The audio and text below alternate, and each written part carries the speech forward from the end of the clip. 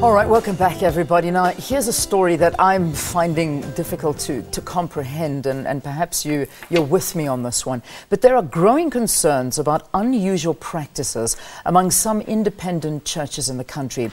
Just this weekend, congregants at the one church clashed with EFF supporters and members of the Soshanguve community just outside of Pretoria. Now, in this conflict, a journalism student was assaulted when congregants tried to eat her hair. Kgalalelo Tlhoaele and 7 other students from the Tshwane University of Technology attended a service to cover the clash between the church and the political party on Sunday when the attack happened. We've got Kgalalelo in studio with us, who's going to talk to us about this traumatic experience that she went through. Thank you so much for coming, and we really do appreciate your time here on the program. Now, just take us back to what happened. So you were there covering the story on Sunday for a community newspaper that you work for. Tell us about this. We went there on Sunday with my colleagues to cover a story for our local newspaper, Record, Nowhere To. So after the EFF left the scene, the church, we went back because we saw a lot of police, and we just had to go back for another story, maybe more news. Yeah. When we got there, the church congregation were demonstrating what they usually do in church. So now we started taking videos because that was interesting.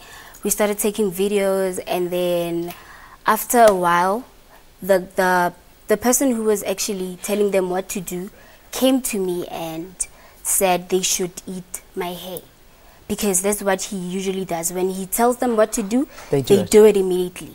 So now he came to me and touched my head, and he was like, "I see food." And those people ran to me. How many? And I ran. How many people ran towards you? I've got no idea. I was just concentrating on running. Yeah. But as I saw the videos, I only noticed that only one guy was actually on top of you, physically eating your hair, biting it. He was biting into your hair. Were you? It's a crazy question because I know you were harmed, but were you physically harmed in any way? Did he bite your hair? Did he pull it out? No, but I fell on my knees, so I've got bruises. Okay. This is a photograph of the moment that it actually happened. Was there no explanation?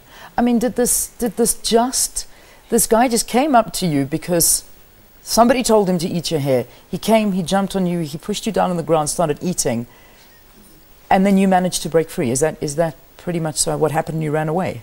After he came to me, the pastor, or the person who was in charge at the moment, said, "Sleep." So now he slept, and I managed to get up. So if he didn't say sleep, I wasn't gonna... You weren't gonna get out of his grip. Maybe I wasn't gonna be alive. Yeah.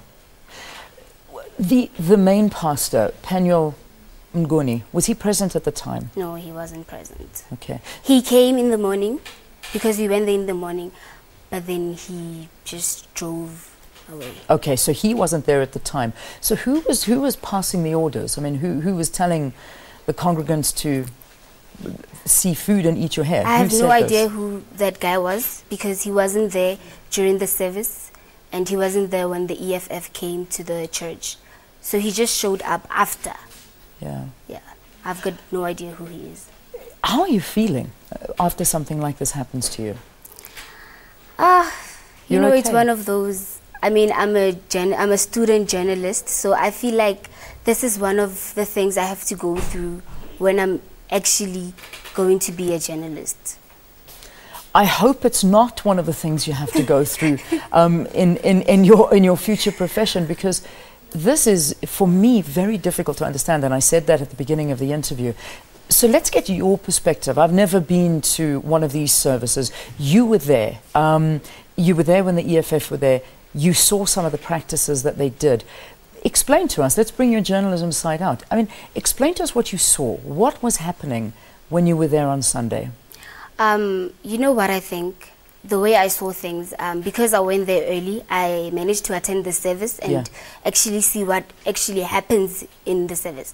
So earlier, during the service, one of the members quoted a scripture, and by the looks of things, the pastor quotes scriptures, and it's people, they believe the pastor, and he interprets the Bible in a different manner. So they find it very easy to believe him. So they are vulnerable, and I think the pastor is just taking advantage of them, and they are very energetic. So I don't think they see what they're doing. They look like they are possessed. Yeah.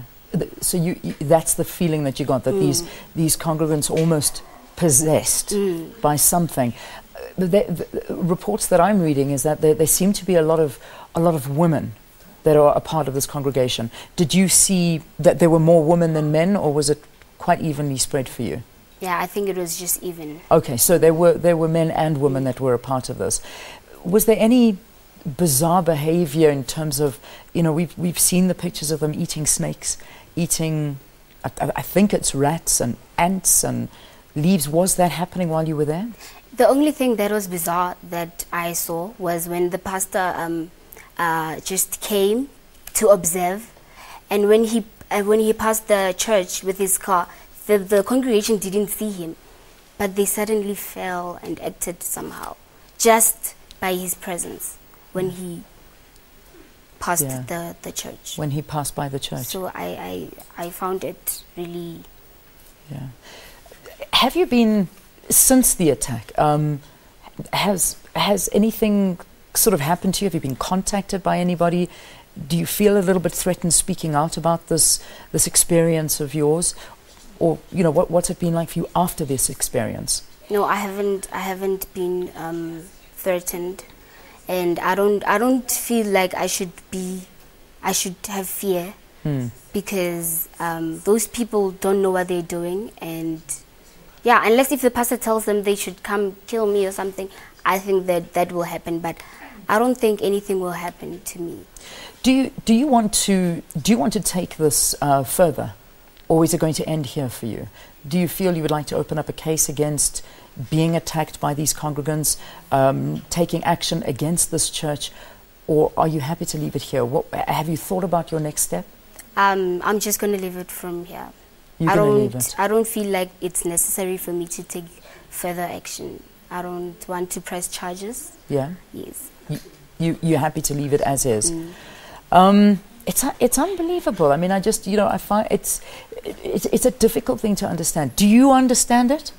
I don't even believe it. It's just like a dream to me. Yeah. I'm sure more like a nightmare, I imagine. Would you ever contemplate going back? Yeah, maybe after 3 years. 3 years? It'll take you 3 years to get over it. That you will go back and follow up that story. Gosh, it's a bizarre story that has happened. If you've had any experiences with the pastor, Penya Mnguni, and this particular movement, this particular church, please write to us. Please let us know what it is that you've sort of experienced, what you've seen. I don't think anybody getting to the extent of Kgalalelo having had her hair almost eaten, or did have her hair eaten, and coming to tell us about this story, a very, very bizarre story. It certainly is that we're looking at right now. Thank you again. Thank you for coming in. Good luck with your journalism. And honestly, this is not the way journalism should be. You shouldn't have anybody jumping and attacking you.